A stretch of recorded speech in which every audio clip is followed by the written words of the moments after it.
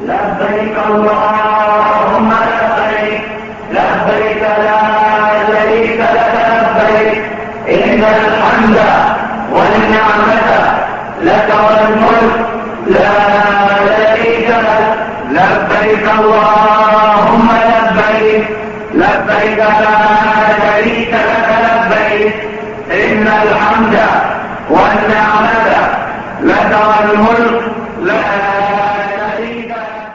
إن الحمد لله نحمده ونستعينه ونستغفره ونعوذ بالله من شرور أنفسنا ومن سيئات أعمالنا. من يهده الله فلا مضل له ومن يضلل فلا هادي له، وأشهد أن لا إله إلا الله وحده لا شريك له، وأشهد أن سيدنا ونبينا محمدا عبد الله ورسوله. Brothers and sisters in Islam, the story of Hajj is about being tested. And after you're being tested, throughout the journey of Hajj, Allah will honor you and Allah will grant you the new birth certificate for your heart. Hajj, brothers and sisters in Islam, is the only pillar in Islam that if it is done sincerely for Allah, you come back with a new birth certificate. من حج فلم يرفث ولم يفسق رجع من ذنوبه كيوم ولدته أمه.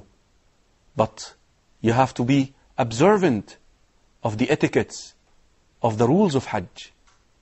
But what will help you to be observant of these etiquettes and rituals is understanding the story of Hajj, the story of the family of Ibrahim alayhi salam. As we progress with Ibrahim alayhi salam in Iraq, where he called his people to Islam, yet they actually met him with a severe response, a fire. You see, putting out the light of Allah subhanahu wa ta'ala is impossible. They want to extinguish the light of Allah, but Allah will not allow them. The light of Allah at the time was Ibrahim alayhi salam. Allah subhanahu wa ta'ala showing them a clear sign that Ibrahim alayhi salam was supported by Allah subhanahu wa ta'ala. One of the amazing things I read about some of the reactions of the people after they saw Ibrahim alayhi salam sitting in the fire that kept burning for days and days, and he was sitting and mentioning the name of Allah subhanahu wa ta'ala, glorifying the name of Allah subhanahu wa ta'ala. He loved Allah so much, brothers and sisters in Islam. You could sense from the way that he presented Allah to his people. Look at him. فَإِنَّهُمْ عَدُوٌّ لِّي إِلَّا رَبَّ الْعَالَمِينَ الَّذِي خَلَقَنِي فَهُوَ يَهْدِينِ وَالَّذِي هُوَ يُطْعِمُنِي وَيَسْقِينِ وَإِذَا مَرِضْتُ فَهُوَ يَشْفِينِ. The one who guides me, the one who gives me water, the one who gives me food. Can you see the amount of love that he had? This is your key. What your heart loves most is what will drive you to be committed to most. Ibrahim alayhi salam, his heart was filled with love, that he was willing to sacrifice his own self for love, with the love of Allah subhanahu wa ta'ala, that he was willing to sacrifice himself for Allah.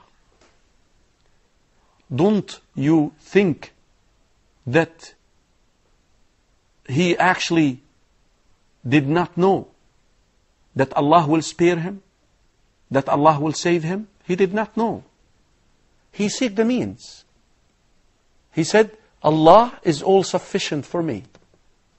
But he trusted that Allah subhanahu wa ta'ala will deliver him.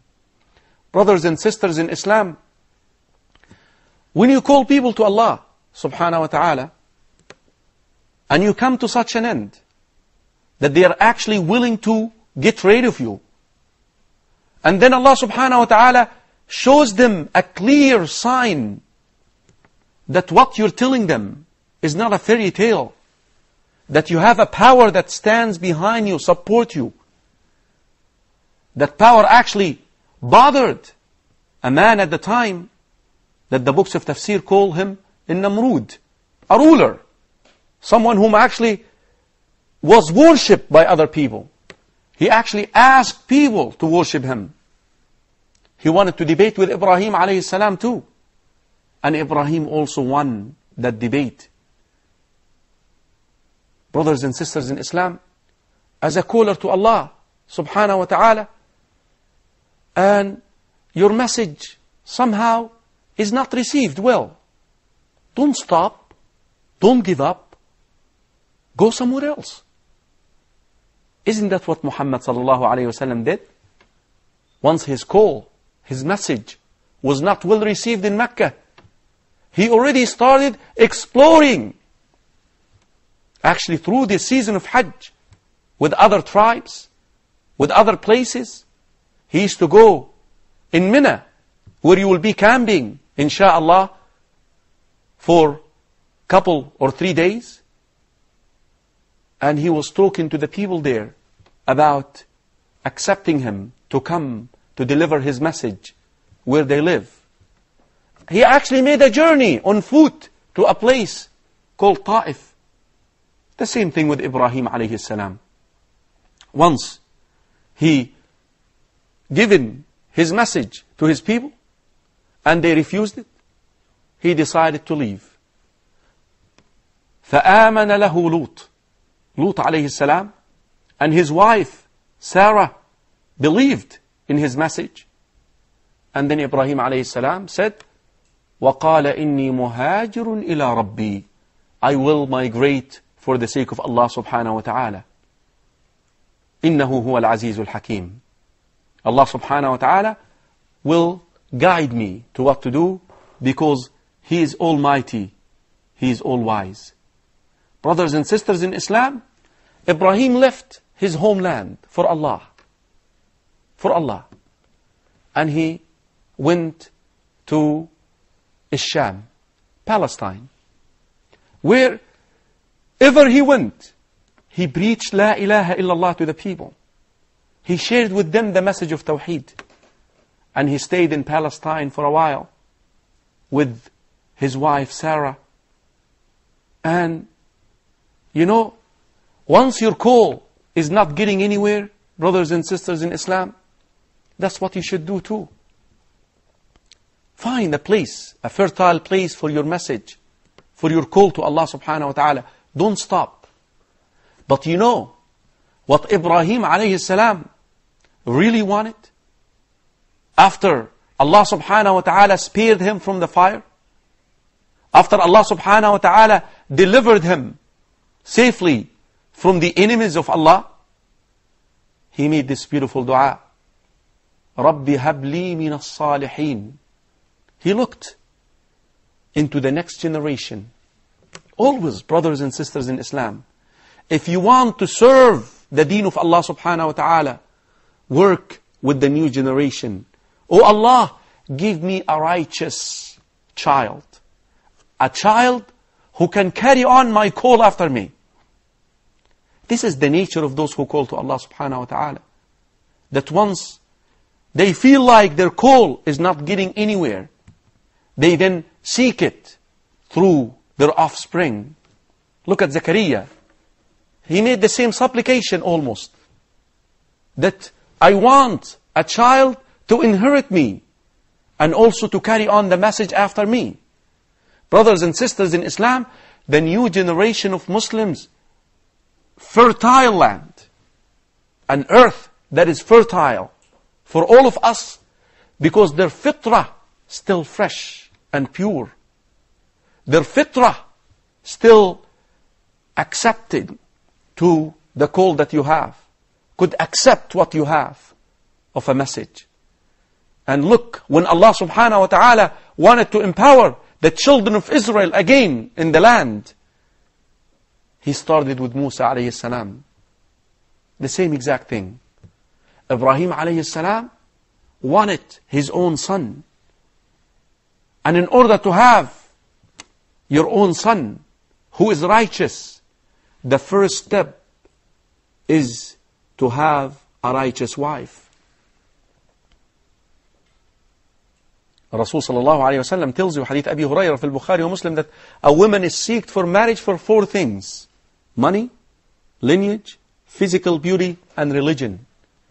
If you want a new religion, if you want a religion in your child, you must choose the one with the religion. If you choose a wife for any other criteria than religion, then your chances of having a righteous son are 0, almost.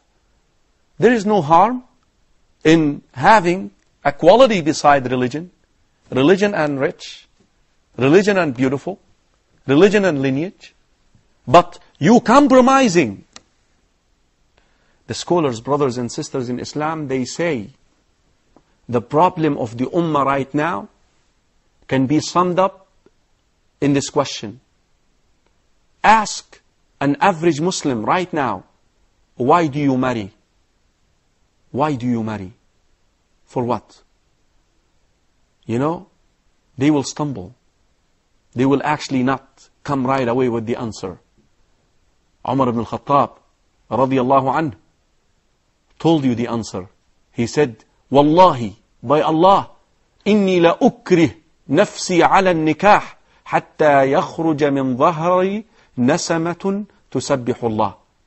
By Allah, sometimes I force myself to have a relationship with my wife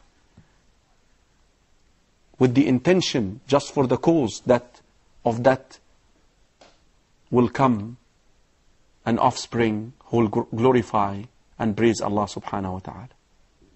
Brothers and sisters in Islam, Ibrahim alayhi salam chosen a righteous wife, Sarah. The next episode, we will share an incident that took place most probably in a country in Egypt that will show you the righteousness of Sarah, and it will lead to the introduction of a new face to the family, Hajar, the mother of Ismail, the boy who helped his father raise the foundations of the Kaaba. Till the next episode of the story of Hajj, Assalamu alaikum wa rahmatullahi wa barakatuh.